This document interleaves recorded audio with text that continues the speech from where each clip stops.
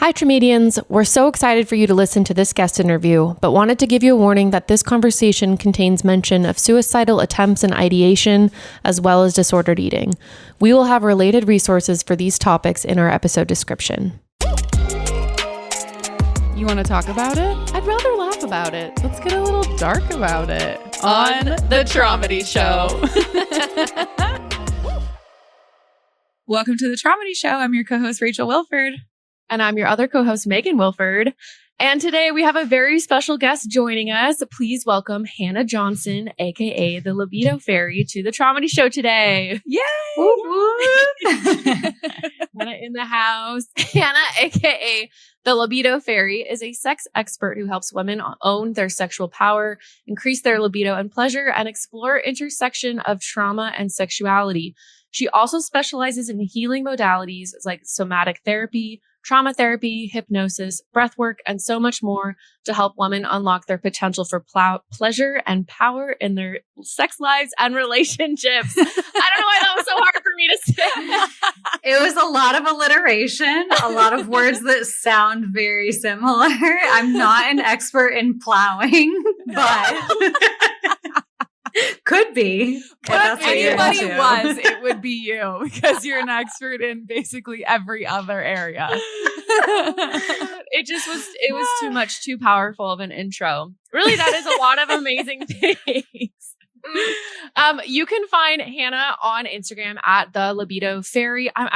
Do you have a TikTok and other socials? I'm assuming. Yeah, I'm on TikTok and YouTube. It's all the same. Okay. TikTok hates sex content, so my TikTok has been deleted multiple times. I've had to get new phone numbers for TikTok. Yeah. Jeez, oh my gosh, yeah, that's tough. Yeah, especially when it's like very empowering, healing sex content that's just literally trying to help people, and TikTok's like.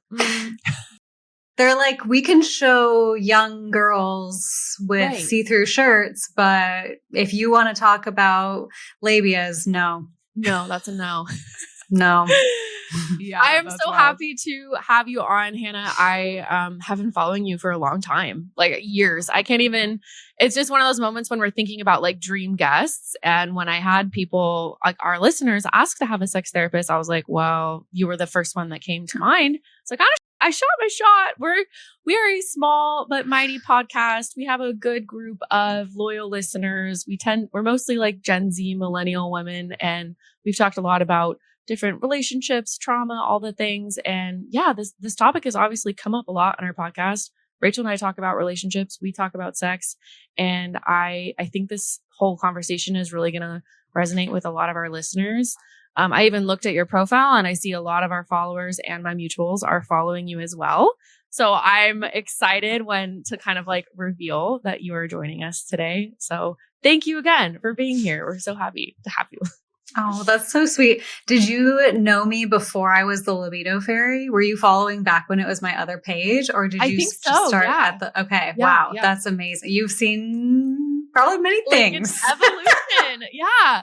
Which is what is so cool about it. And then I went back when we did ask you to join, and then I was kind of going back deep into my stalking. I went through all of your highlights again and saw that your About Me section, which I encourage our listeners to go through and watch that as well, because you definitely have been through quite the journey, like most of our guests on this podcast. So we wanted to have you on to ask you some questions about your work and about what you do, but also anything you would like to share in terms of your story, what you've been through, how you got to where you are today with having this successful business, helping women learn how to increase their pleasure, which is amazing. So with that, wherever you would like to start off in sharing more about yourself and your story, we are all ears. And we'll probably ask you some questions along the way. Amazing. So I think the name of this show is a great like little encapsulation of a lot of how I view my story and my experience. A lot of trauma and a lot of comedy, making light of all of the like making pleasure out of all of the stuff that I've been through. That is what the we frame. Yes. I love it. Perfect guest. It's my mission. It's really like so aligned. I'll frame this by saying I have this little vision of 11-year-old me, like an angel or future me or whatever, coming down to like this little 11-year-old girl being like, hey, so you want to make a deal? And she's like, okay. And the angel or whatever is like, okay, you have to go through the next decade of your life in pain for almost the entire time. It's going to be horrible. You're going to want to die. You are going to want to give up.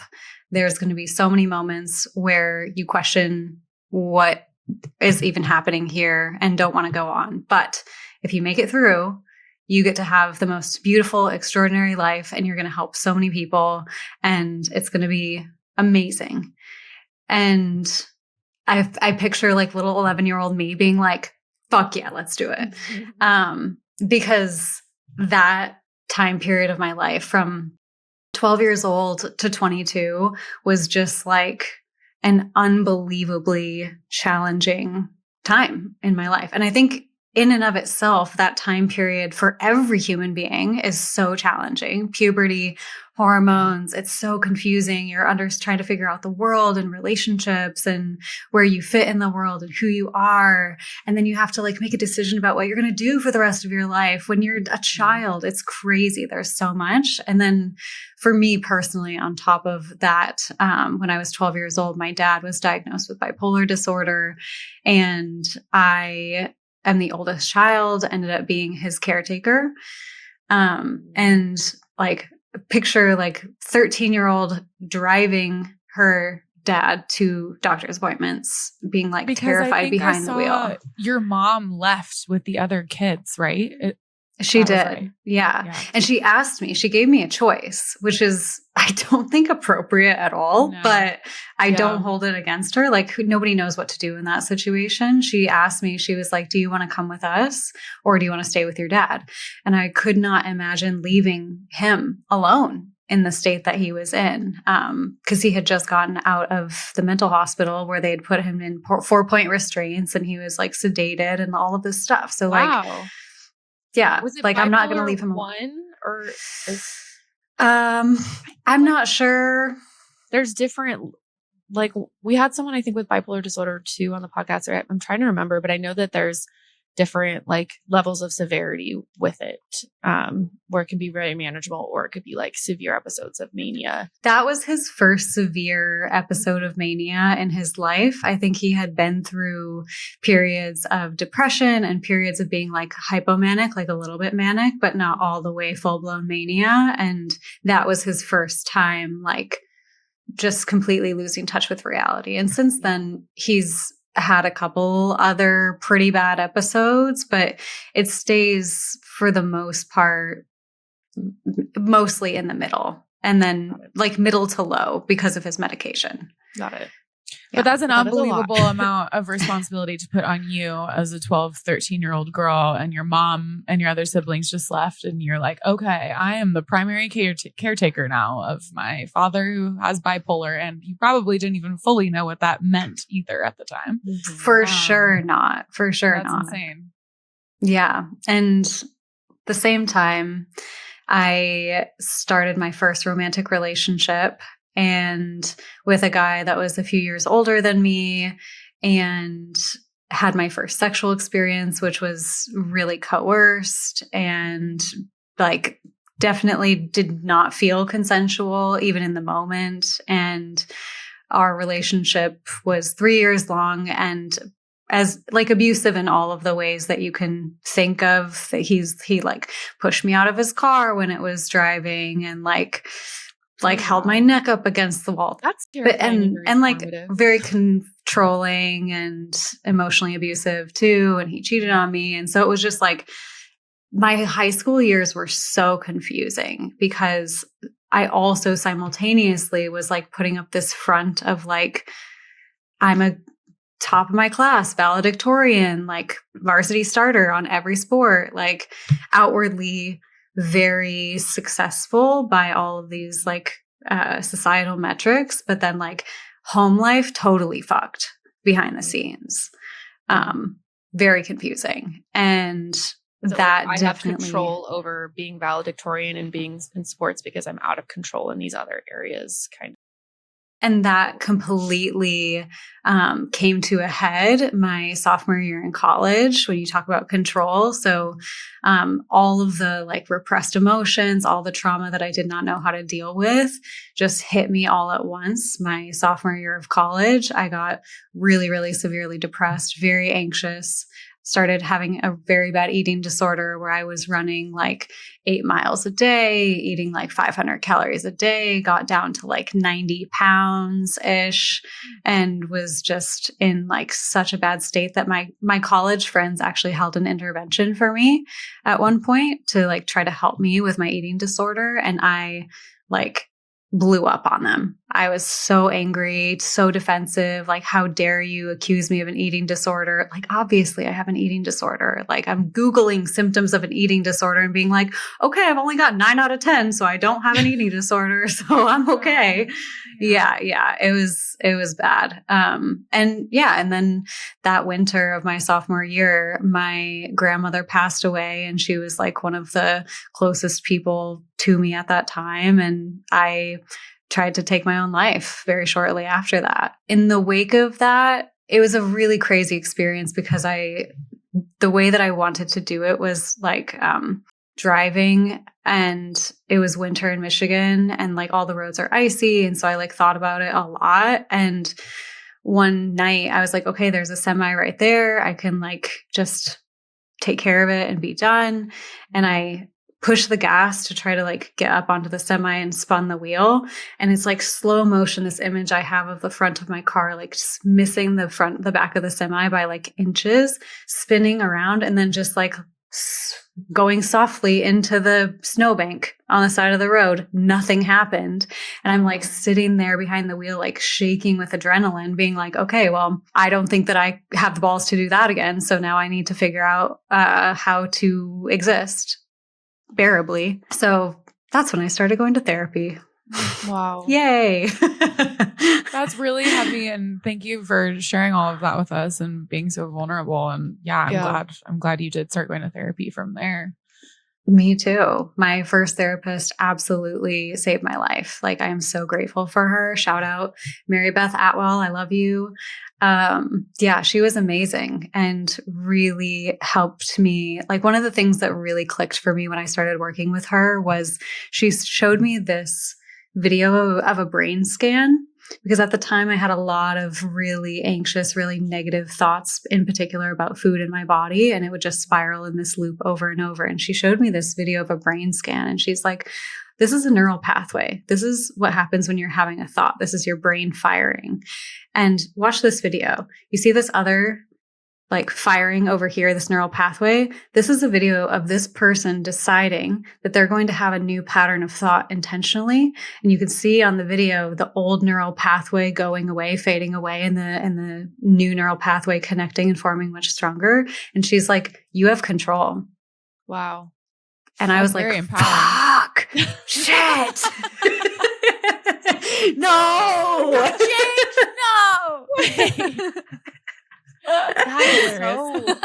That is empowering, especially when you talk about like control and being out of control of certain things, of like, oh, I can choose to think differently and exactly. It's really hard sometimes to get yourself out of that depression and do something different or create that narrow pathway. But I haven't heard it explained like that before, and I'm certainly going to go look up some videos as well.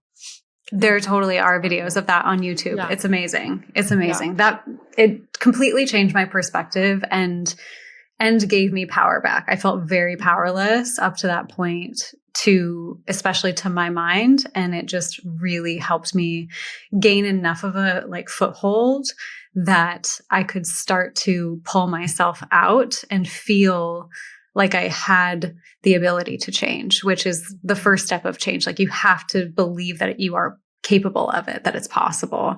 And that is what she gave me, really. So that's chapter 1. Yeah. Okay. Shitty chapter. Shitty chapter. That was the shitty. That was the decade of horrors. Yeah. Holy shit. Okay. But a redemptive ending leading into chapter 2. Definitely. Yeah. After college. Go ahead. Any questions? Any thoughts? I was just going to say to your therapist, you're like, I don't want to change, Grandpa. And she's like, too damn bad. You can. Damn it. That was an intrusive thought that I let win for a second. It was so good. So good. Yes. That's too damn bad. Yes. Yes. Change your neural pathways. Damn it. Chapter 1. Yeah. So correct. That's what it's like in my head sometimes too. My higher self talking to my like old patterns. You don't want to change this, too damn bad. Yeah, definitely. TikToks help us understand our own minds sometimes. And yeah. And so do our therapists.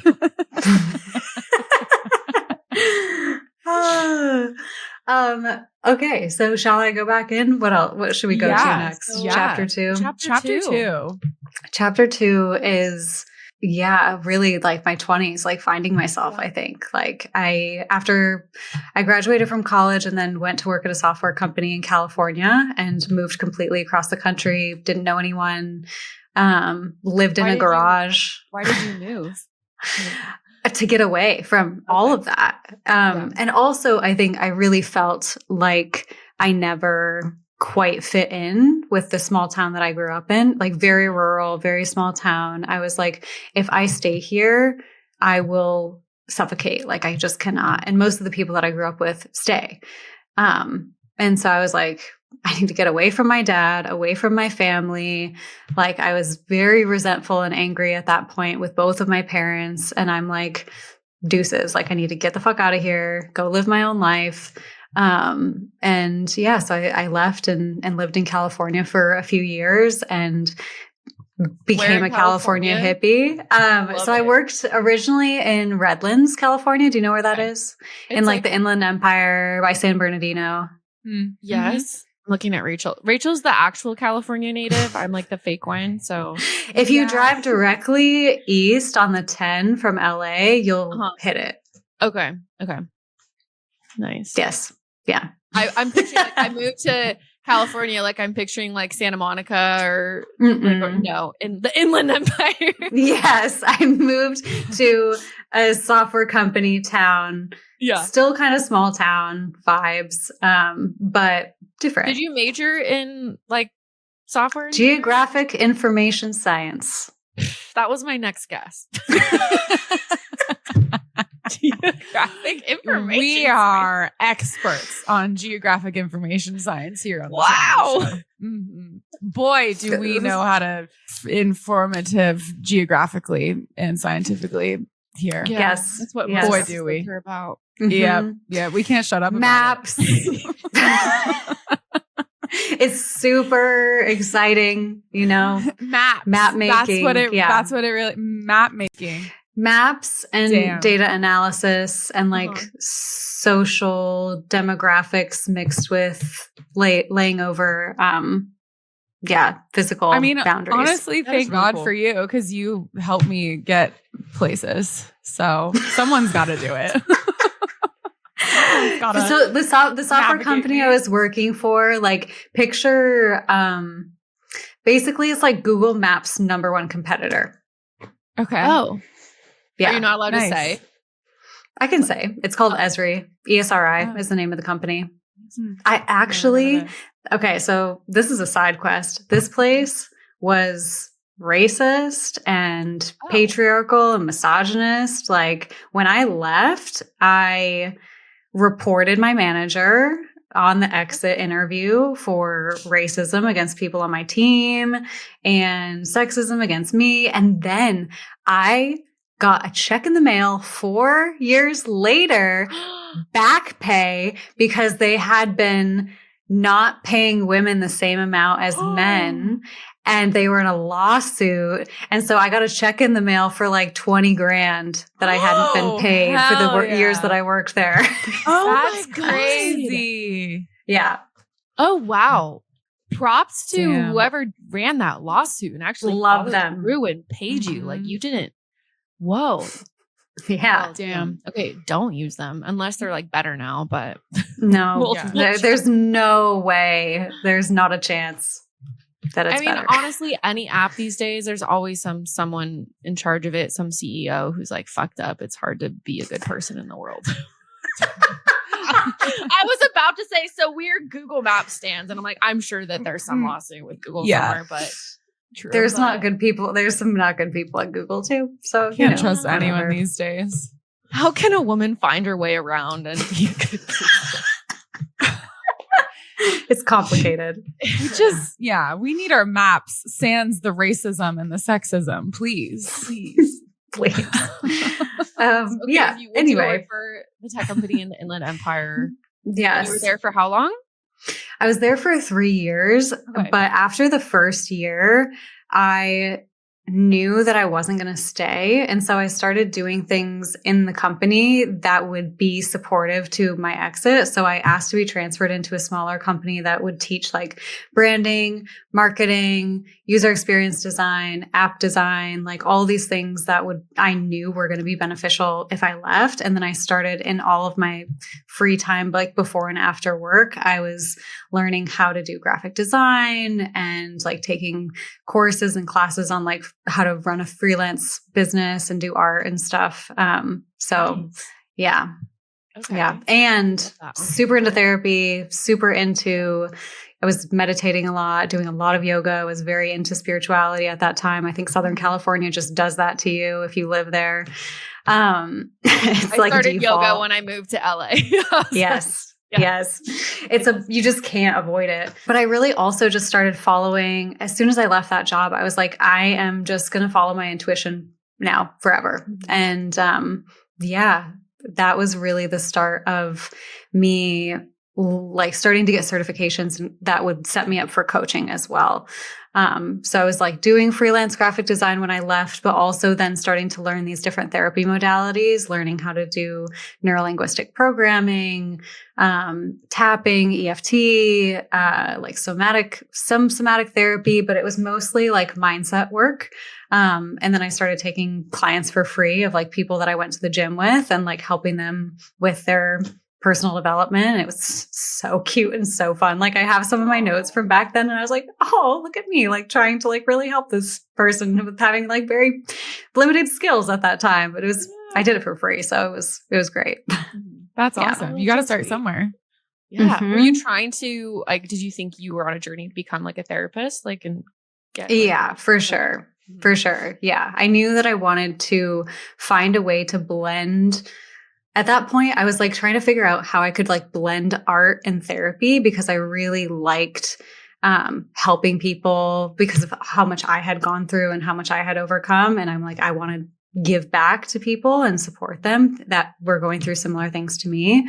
And then, but I also like have such a deep passion for art and creativity and expressing myself in that way. And so it was really like fumbling around as a solo entrepreneur, trying to figure out how to mesh these things together.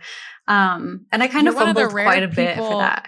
Oh, sorry to interrupt. I was going to say you're one of the rare people that's like really good with science and really good with art. Like it seems like you have both sides of the brain. So kudos to you. And sex. and sex.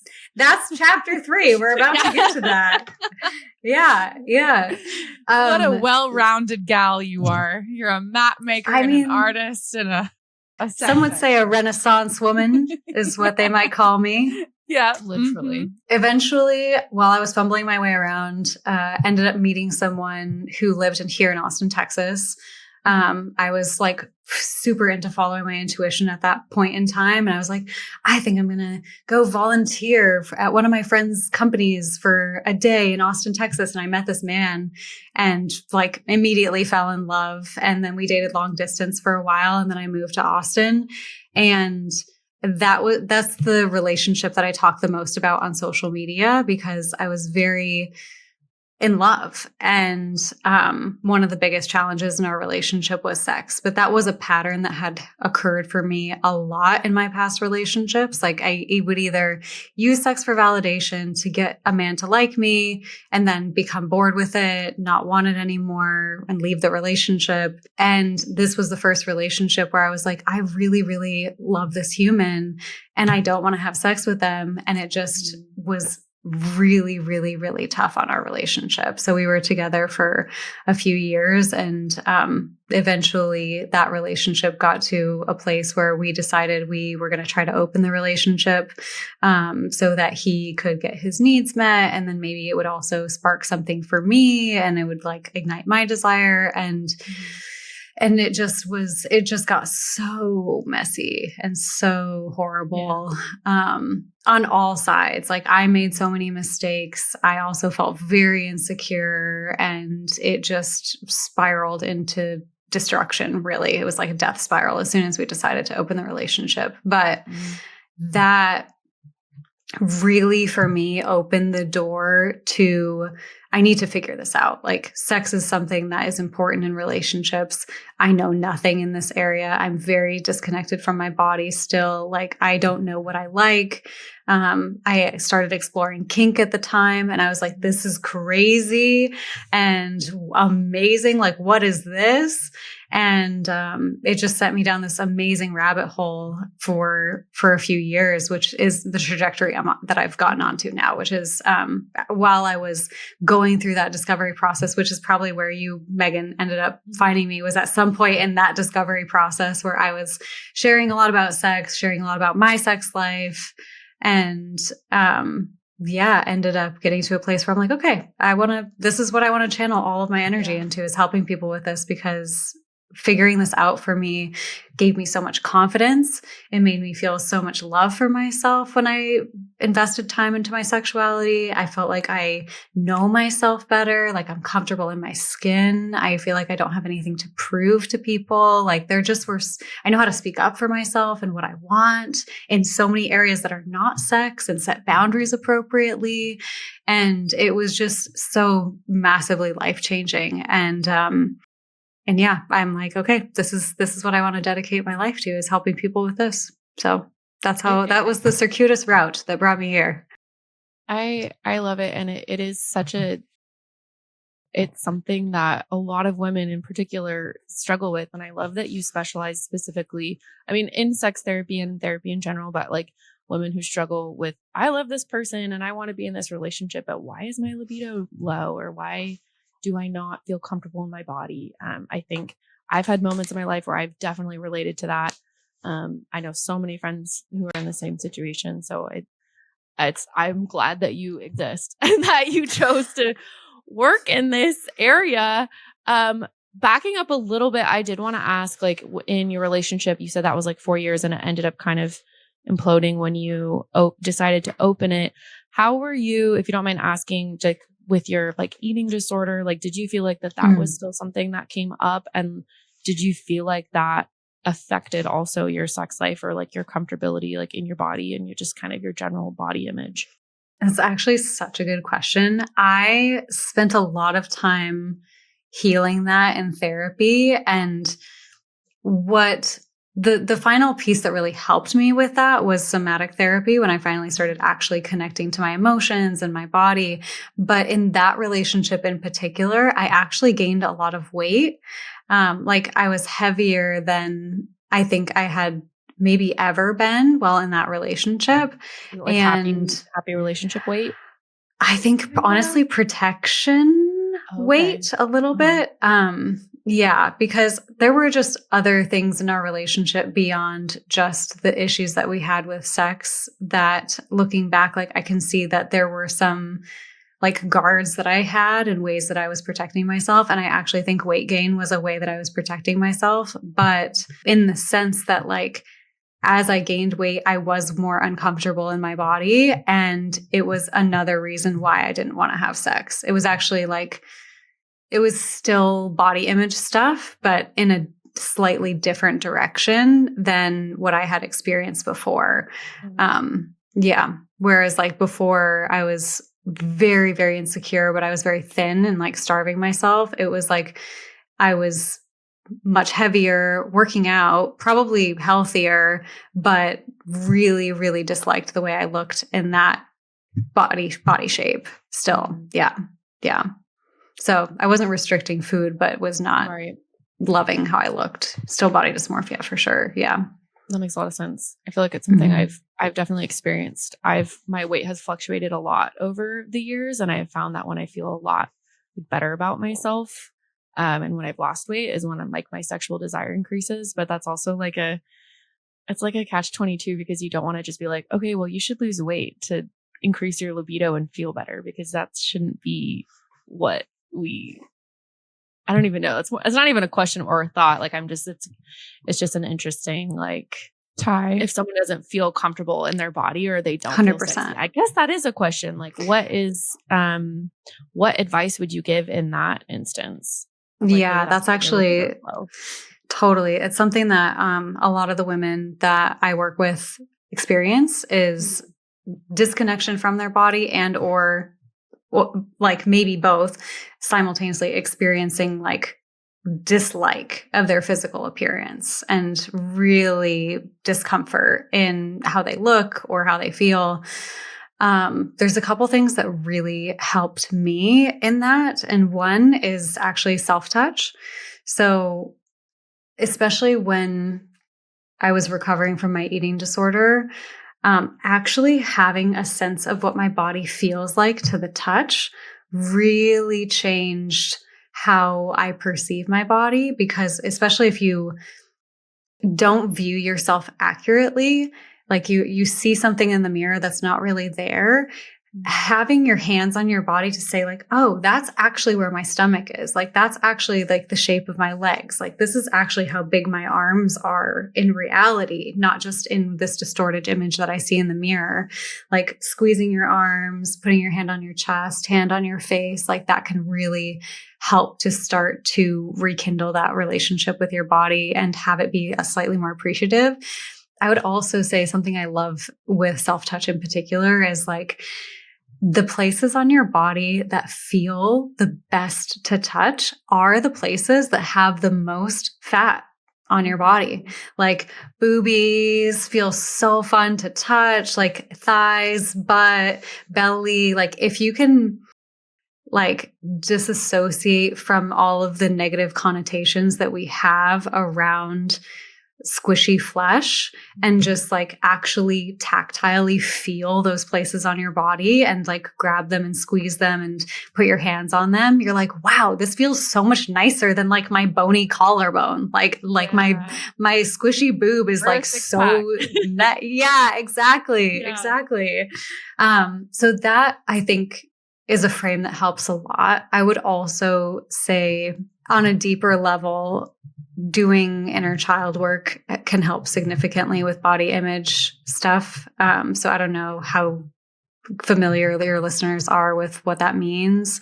But generally I view it as twofold. Like one, spending time thinking about this younger past version of me, connecting to her through visualizations or through writing letters to her or looking at pictures of her and just sending compassionate thoughts backwards in time towards myself is like one aspect of it. And then in real time, nurturing or checking in with like, what would 12-year-old me want to do today? Like, for example, like I got some fun new clothes. I like went out with a friend and like got a couple of new outfits, and I'm actually like wearing one of the sweaters that my inner child absolutely wanted to get. It's got like, it's kind of sparkly. It's got like strawberries all over it. And it's like, how can I bring this kind of childlike sense of wonder and playfulness and innocence back into my day-to-day life in ways that maybe I couldn't have had when I was 11 years old, taking care of my bipolar father? Like, how can I allow myself to be a child in a safe container in my experience of life? And it's funny that helps with body image stuff, but like, I just think it just does, like having just a better relationship with yourself and not taking things quite so seriously. Yeah, exactly. Yeah. I love all those tips. Thank you. I know it was a bit of a tangent. You didn't even finish your story, and I was like, I have a question about body image. No, it's so good. It's important. I was going to ask you about your sweater earlier too and ask if they were strawberries, because it's so cute and perfect that you wore it to this interview, because Megan and I used to have like our whole lives, we've had a little strawberry inside joke, and we would call each other our strawberries because we had Oh, cute. You have a tattoo showing a too. strawberry tattoo for those listening. We had matching strawberry like best friend necklaces growing up and stuff. So it's like always kind of been our thing. So I'm obsessed that you wore this sweater to this interview. It was my first thought too, Rachel. I was like, oh my gosh, strawberry. That is adorable. I love it. Yeah, it's actually a funny, like, it's almost a little bit for me of a reclamation. Like, another part of my story is that I had, like, after breaking up with my long-term relationship, I had about a 6-month relationship with a very toxic, abusive dom. So like a dom sub relationship, a power dynamic relationship where it was mostly, I don't know how, again, I don't know how familiar your listeners are with kink dynamics, but like, I am a little bit. Okay, perfect. So, essentially a power dynamic based relationship or agreement is one in which one person is in control in certain ways, and it's a consensual exchange of power. The person who is the submissive or the follower, however you want to frame it, decides to acquiesce some of their desires into what the dom would like to do or how they would like to control the submissive's experience. The best way to describe it for most people is like leader or follower. And it could be, you can express those dynamics in a sexual way in the bedroom, or they can be expressed outside of the bedroom in a non-sexual way where like you could have a dynamic where your dom basically just tells you to brush your teeth and drink water every day. And otherwise you're going to get 6 spankings. Like that can be a power dynamic. But the relationship that I had was 24/7 control. And one of my nicknames was Strawberry. And so part of my like reclamation of that name for myself or that experience for myself is like, yeah, I got out of that abusive dynamic. And then I'm like, I still get to be this. Like, this is still part of my sexuality, part of my expression of myself. Like, yeah, I am Strawberry. I'm not your Strawberry anymore, but I am still that for sure. Yeah. Reclaiming it. Yes, exactly. To kind of like wrap up a little bit of how like Libido Fairy started and your business and even your husband that you've met now. I feel like that might be like chapter. Is this like chapter 4 or 5? 4 or 5? Yeah. But backing up a little bit to the timeline of leaving that relationship and then exploring your sexuality. You said that was like several years. Couple years. You have that. Yeah. So I was like left that relationship, spent about 2 years learning everything that I could about sex. I actually like kind of put work really on the back burner. And I was like, I want to this is my thing that I want to do. And mentored with different dominatrixes and shibari artists and sex hackers. I lived in New York for a month and went to like sex parties all the time and like a sex hacker? A sex hacker. So my friend Kenneth Play he calls himself a sex hacker, and he's just like major nerd when it comes to sex. Like he has studied it for many years, written books about sex, and in particular about how men can provide better sexual experiences for women. That's like his specific area of study. He has a book called, it's so good. He has a book called Beyond Pleasure. It's very good. It has like, he worked on it for so long. He has like really cool, like GIFs. Like if you scan a QR code in the book, it'll show like realistic images of like how to do different sex positions and stuff like that, and how to make her squirt and how to like give good head and all the things. It's like he's a sex hacker essentially. Okay. So he's like gone into like the science of how to sex better. I love it. Speaking to the men. Yeah. Because Yes. So worked with him for a while. spent a month in New York going to sex parties and like just exploring, and tried poly and tried all kinds of different relationship setups, and and eventually got to a place where I was like, okay, I'm good and I'm ready to meet my husband now. And what I did too. Really? A little bit. I grew up in like a very like, I married my first boyfriend, got divorced when I was 29, spent like a solid couple years just, doing my thing. And then I've now been with my current boyfriend for like 6 months, but I was like, okay, I'm good now. I'm ready to meet my person. But it also kind of went through like which is also why I really loved your account at the time too, because I went through a marriage for so long of not desiring sex and hardly ever actually like climaxing to being like, oh, wait, I do like it. It's not a chore. Like for me, it used to be, I need to do this at least once a week as a chore. And I feel like I've been liberated in a lot of ways, partly from all of the kind of content I've seen and like education and the ways that we talk about it more openly, which I think is so important. But yeah, I resonate with that as well. I'm so happy for you. That's amazing. That's like, that is literally what I hope for every woman, that like sex goes from something that you feel like you should do or feel like you have to exchange for some level of security in a relationship, or it's something that is you tolerate, or something that happens to you, or it's for your partner, into this is actually something for me. Like sex is for me too. And when you reclaim it in that way and say like, okay, sex is for me. Now, how do I want it to be? What do I want it to look like? How do I experience this as fun and connecting and pleasurable, or whatever you want it to be, exploratory or dangerous or kinky or whatever for you? Then it becomes something that is joyful and fun. Like that is literally my entire mission, is like, I just want every woman to be like, however they want to experience sex, that they get it the way that they want it. But yeah, so I was like, okay, I'm ready to meet my husband, wrote down all the things I wanted in a husband, met him a week later.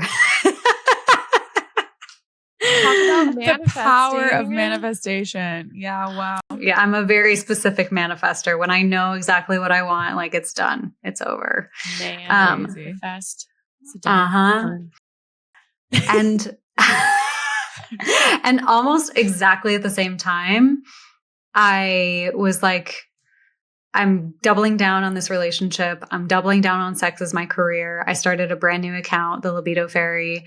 And within the first 6 months of that account, grew that account 100,000 followers in the first 6 months. It was rocket ship insane.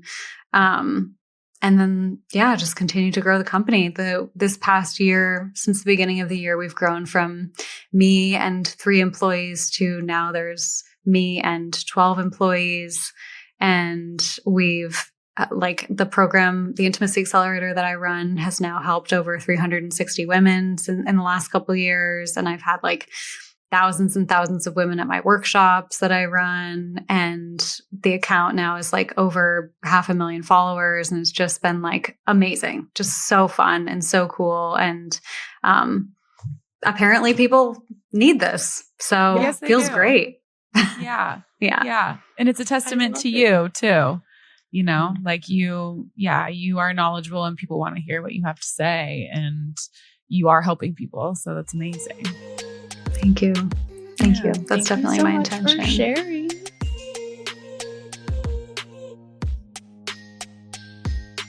We have some time now for kind of our followers had some questions for you specifically. We have some other questions to kind of rapid fire a bit. Oh yeah. We had put together some like myths that we kind of like about sex or desire or whatever. We'd love for you to just like rapid fire bust them. So the first one is, if you love your partner, you should always want sex. Insane. Insane. Obviously false. Also, what ties into this too is like the idea that like sex should just be natural and easy. If you love someone, that like it's going to be this fairy tale where like you're just ripping each other's clothes off all the time. Like I love guilty pleasure, love Love Island, but also simultaneously like see it even come out in that, where it's like, okay, I'm looking for this spark. I'm looking for this like intense connection, this intense sexual chemistry with someone. And most of the time, the people that you have the most intense sexual chemistry with actually are not the people that you should be in long-term relationship with, because a lot of that intense sexual chemistry is fueled by trauma, is fueled by unhealed relationship patterns that come out, and you're like, I'm scared I'm going to lose them. And that intensity and uncertainty creates a lot of tension and sexual desire. And so desire and love are completely separate things, and intertwining them and thinking about them as interchangeable is pretty damaging, because then you mistake a great sexual partner for someone that you should be a marriage partner with, and vice versa. You say, oh, I love this person and I want to marry them, but we don't have this insane sexual chemistry, so they must not be the one. And I actually, I really reject that. I really disagree with that. Here's another myth. Desire should be spontaneous. If you have to plan it, it's not sexy. Okay, well, let's talk about real life. Welcome to the real world. Welcome to reality. So I want to I'll just do some education about, there's two types of desire. Yeah. So there's actually two types of desire that exist. There's one type of desire, which we see a lot in movies and TV shows, and how we anticipate that desire is supposed to work, which is spontaneous, that we will experience desire in anticipation of sexual pleasure or gratification. Like we're walking through a grocery store and all of a sudden we see this hot, sexy person and we're like, I want to fuck that guy, like, or girl or whatever. And that is valid. That is a valid expression of sexual desire and absolutely does exist. And there's another expression of sexual desire that's equally as valid and also exists, which is called responsive sexual desire. And about 85% of women experience primarily or secondarily responsive desire, some level of it, especially in relationships, especially in long-term connection. And responsive desire is when desire for sex happens after pleasurable stimulation occurs. So in this sexual response model, in a responsive desire pattern, there's the right context, the right environment. Maybe there's emotional connection. There's sexual openness. You're like, okay, I'm kind of willing. I'm kind of open. I'm not like turned on or aroused, but there's like neutrality or openness. And then a sexual stimuli is introduced, which is pleasurable. So maybe kissing, or someone kisses your neck, or you're like watching some erotica, or you're like reading a smut book and you're like, damn, this is so fucking hot. And then you like there's pleasurable stimulus introduced. And then after that point, you're like, oh, I want to have sex. And not knowing that in a relationship, it can be really confusing, because I think a lot of people, because they think that sex should be spontaneous or desire should be spontaneous, they're kind of like waiting around, and like maybe their partner initiates with them. They're like, well, I don't feel turned on right now. So no. Or they're kind of waiting around to initiate until they feel that urge. But if you have responsive desire, one, you're always pretty much going to be a no when your partner initiates out of the blue, because you haven't had that time to warm up or had the pleasurable stimulus to get to that place where you feel desire. And if you're waiting to initiate out of the blue, or your partner's waiting for you to initiate, and you're not introducing any of that pleasurable context or things that turn you on, it's just never going to happen. You're just going to keep waiting and waiting and waiting. So for people who have responsive desire, I think that scheduling sex is a really good idea, or scheduling intimacy, not even necessarily sex, but having scheduled pockets of time where you're doing those turn-ons, where you're doing those pleasurable activities that could potentially lead to sex, but it's structured so that you don't have to rely on random out of the blue stimulus suddenly dropping from the sky and, Magic Mike falling from the sky and doing a performance on your lap in the middle of the day. Like, it's just not going to happen, not realistic. So I'm assuming most men spontaneous. Yeah, the percentages are 80-20, almost perfectly split both ways. So it's like 80-20 Isn't that it? Just also crazy. Biologically, though, 100% makes sense because like women's bodies, like we bear the risk of childbirth. Like we bear the risk of what will happen if we become pregnant. Historically, that may entail death also. So it would make sense biologically that we have more barriers to entry to play the game of sex. Like we've got to protect our biology knows to protect ourselves in that way. So I think that leads into the myth that like men are inherently more sexual, which isn't true, or like enjoy sex more. It's like their desire. They're just a little bit, or I don't know. Is that so? The reason why men enjoy sex more is because the way that we are conditioned to have sex is more pleasurable for men most of the time. So yes, generally speaking, men enjoy sex more, but that's because of the way that most of us, and I say us, mostly heterosexual people, I'm personally not straight, but heterosexual couples are, the way that we're taught to have sex is primarily penis and vagina intercourse is the correct way to have sex. It's not. It's the best way to get pregnant. It's not the best way to have sex. So the way that penetration is more pleasurable for men is because all of their most sensitive tissue, the entire penis, the head of the penis, all of that is being stimulated during penetration. So of course, penetration is like 10 out of 10 for men. For women, our most sensitive tissue is the clitoris, which the tip of the clitoris is that tiny little nub that most of us think the whole clitoris is that little nub that's at the top of the vulva, but then also the clitoral legs, which are on either side of the vulva.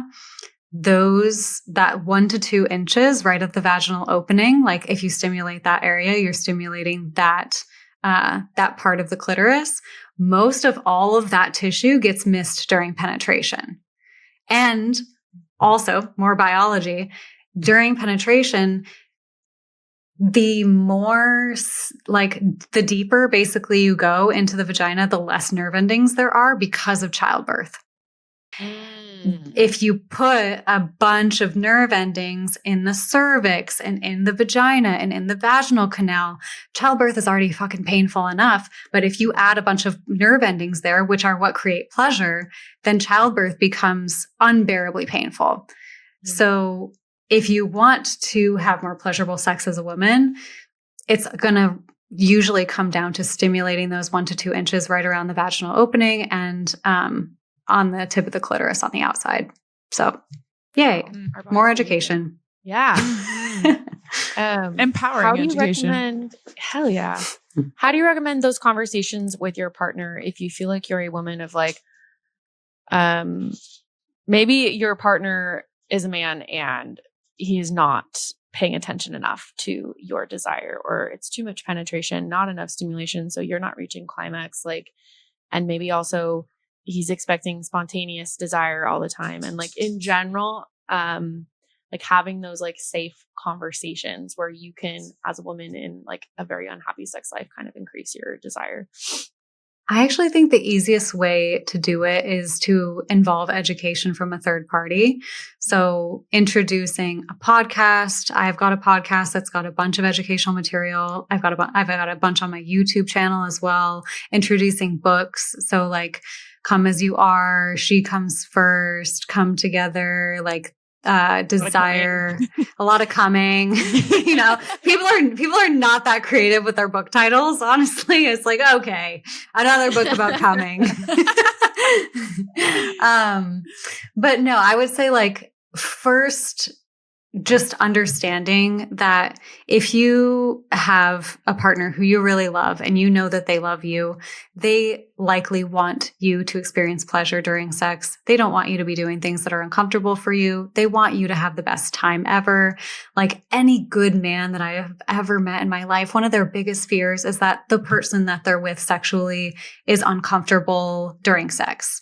That they don't really want to be there. No good man wants that. in a sexual experience with their partner. They want their partner to be enthusiastic, having the time of their lives, coming everywhere, just like loving everything. And so if you can approach the conversation already knowing that as a baseline, like this person cares about my pleasure and they want me to have a good time, I think you can come into it with the tone of like, hey, I love XYZ about our sex life. And I think there are some things that we could do together that would make it even more pleasurable for me. What do you think about that? And then like to go from there and say like, hey, yeah, I found these podcasts that I really like these give some really good tips, or like, I would love to read this book together and learn with you.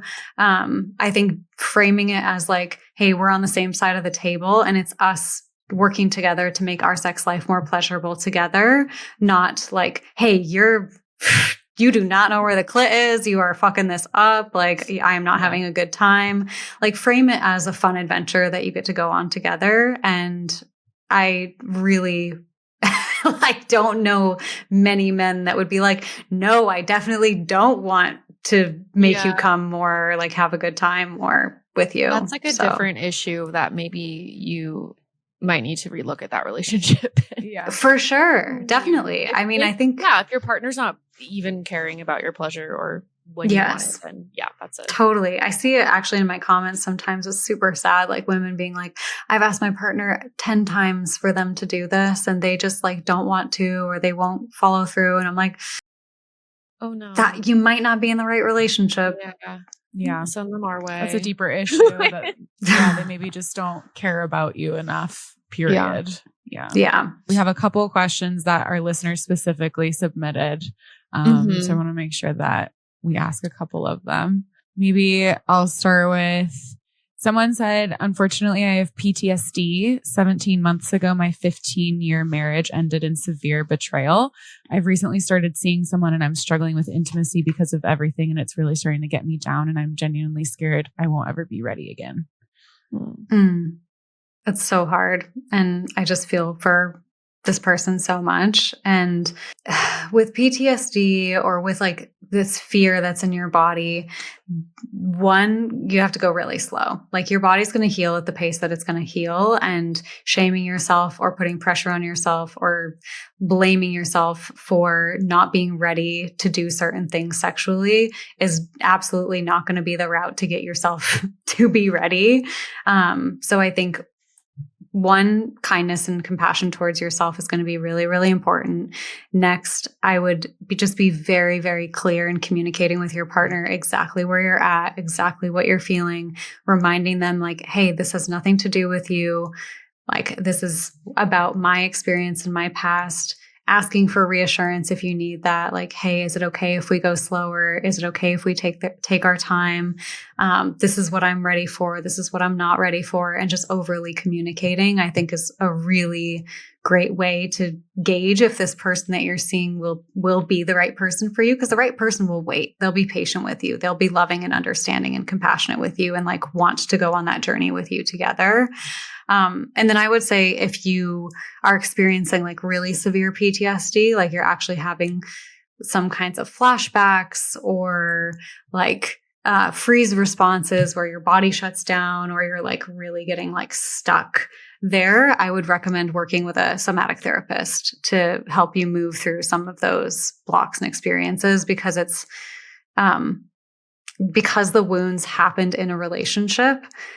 They can only be healed in relationship. And whether that is a relationship with a partner or a relationship with an experienced practitioner, which I highly recommend, like doing it in a container with an experienced practitioner, they can help you work through those relational barriers and disconnects that are there. So that would be my recommendation. One other question we had from a listener was, how do you address a drop off in sexual frequency and desire after having kids? Kind of like when, I think there was one question that was like post birth, but then also I imagine when you have like 3 toddlers or teenagers running around, it's probably hard too.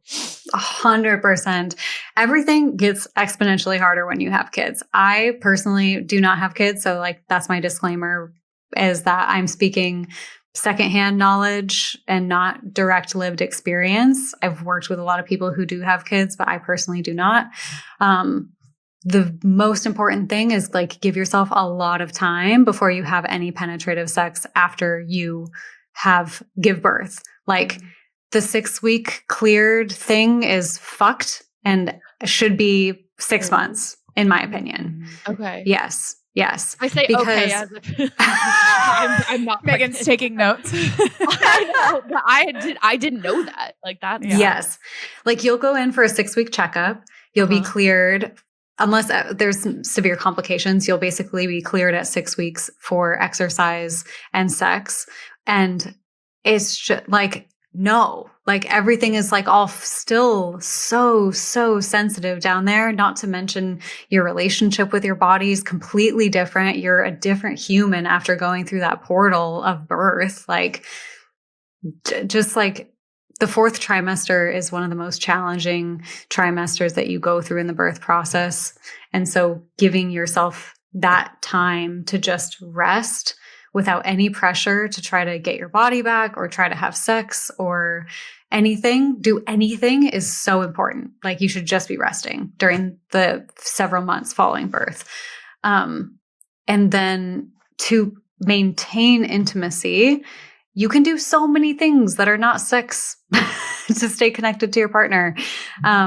Having conversations before giving birth about what that looks like, I think is really valuable. It's really worthwhile to spend some time like talking through like, hey, we're not going to be able to have sexual intercourse for who knows how long. Could be 3 months, could be more than that. So let's make a menu. Let's make a list. This is what I always recommend to people is making their own little menu with their partner. Make a list of all of the ways that you feel sexually affirmed, sexually connected to me, sexually satisfied. Let's make a list of all of those things, intimately connected. What are the ways that we admire each other, appreciate each other, show love to each other? Let's each make a list of like all of the things that fall into those categories. So we have this monster list to choose from and then structure that out. Either whether you're postpartum or way after having kids, having this menu of items to choose from and designated times set up for when we'll choose something from the list is like top strategy. Is like, okay, once a week, we've got our intimacy date. And when we show up for the intimacy date, we look at our crazy list and we say, okay, what do we feel like doing today? And it doesn't have to be sex, but it has to be something from this list where we both feel sexually connected or intimately connected or sensually connected, so that we can maintain the relationship that we have. I will also add can I add one other thing on that? Yeah, please. There's this concept in Dr. Karen Gurney's book, Mind the Gap, called sexual currency. And the idea, this concept has just changed my world, like blown my mind, that you can have more sexual satisfaction without having more sexual frequency by increasing sexual currency. And what that is, sexual currency is the flirting, the eye contact, the making dirty jokes, the like grabbing your partner's butt, the like saying, "Oh, you look so hot today." Like, "Ooh, like I'm thinking about having sex. I'm thinking about fucking you." Like, "Oh, I'm thinking about you in that dress." Like all of these like ways that you can exchange sexual energy with your partner is all sexual currency. And the analogy she gives is like thinking of it like eating a meal. Like you might only eat for like 6 or 7 minutes or 20 minutes, but it's all of the stuff around eating that makes it satisfying, like preparing the meal, talking about the meal, prepping the food, reminiscing about the meal that you had, all of the scents and the smells and the experience around it and leading up to it that really create the satisfaction around a meal. And it's the same with sex. So you can have much less sex, but if you're exchanging a lot of flow of flirtation and sexual energy and dirty jokes and all of that in the relationship, it can feel like your sex life is very satisfying, even though you don't have as much sex. So that's a major, major hack. That is a quality over quantity kind of in practice. Yes. I hadn't heard that sexual currency or that like concept before, but that makes a lot of sense. Well, yeah. It's like the longer you're in a relationship, I think you take for granted that your partner is a sexual person. And especially once you have kids, you kind of see them as also a roommate and also a friend and also your family and also the caretaker of your kid, or all these other roles that come into play. And you kind of forget that a sexual aspect of the relationship, the erotic aspect of the relationship. And it's easy to like let that fade or let that fall away as other parts of the relationship become really meaningful and really deep. All of those are important, but exchanging sexual currency and exchanging these types of energy flows and flirtation, like that is how we distinguish a romantic and erotic partner from a family member or a friend. And so if your relationship feels like you're more like roommates or you're more like friends, like amp up the exchange of sexual currency of that energy. Mm-hmm. I love that. I love the menu too, because it makes it just so practical and easy, especially if there's a bunch of kids running around and it's like, I want to make time for this. I want to prioritize this, that I don't know where to start. Like, let's sit down and look at what we already have agreed upon. It works for both of us. I think that's really good advice. Thank you. Lots of trial and error on that one. Yeah. Okay.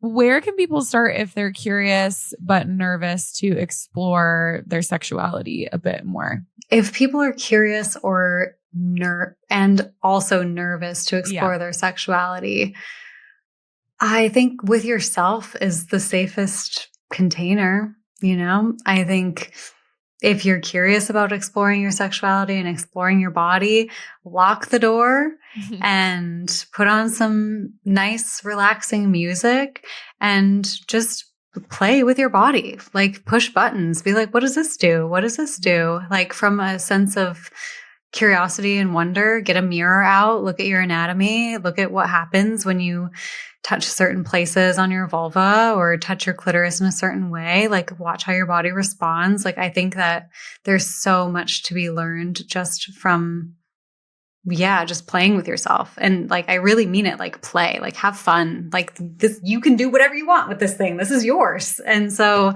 wine, like take yourself on a date. Like, yes, make it nice, make it fun. Yeah. Exactly. Like light some candles. Maybe if you're like curious about toys, like take yourself to the shop and buy some toys. I think what's missing and like what creates a lot of the fear around sex is like, it feels like this big, heavy, intense thing.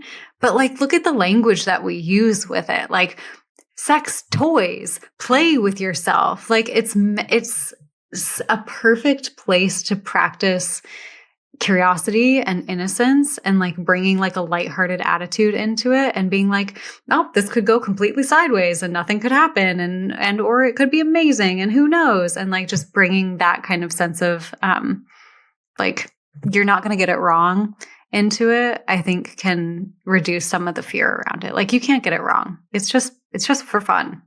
It's play. Make sex fun again. Make sex fun again for sure. Yes. Okay, last question. If you could wave your libido fairy wand and give everyone one thing right now, what would it be?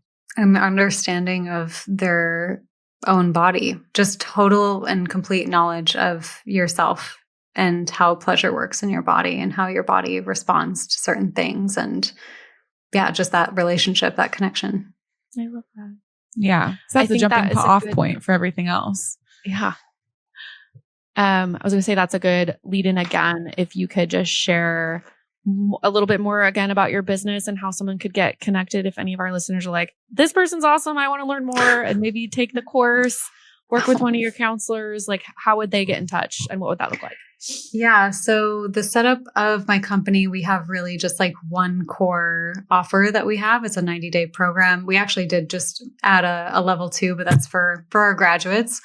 So we have a 90-day offer that really is like very comprehensive sex ed mixed with, just deep connection to yourself, somatic therapy. It's a combination of one-on-one and group coaching and education. Somebody called it, like college for sex or sex school is what somebody called it. I was like, yeah, that's what I built.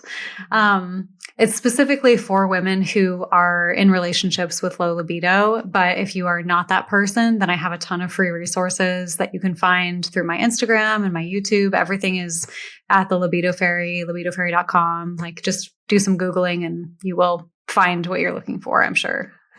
Got a lot of content on the internet.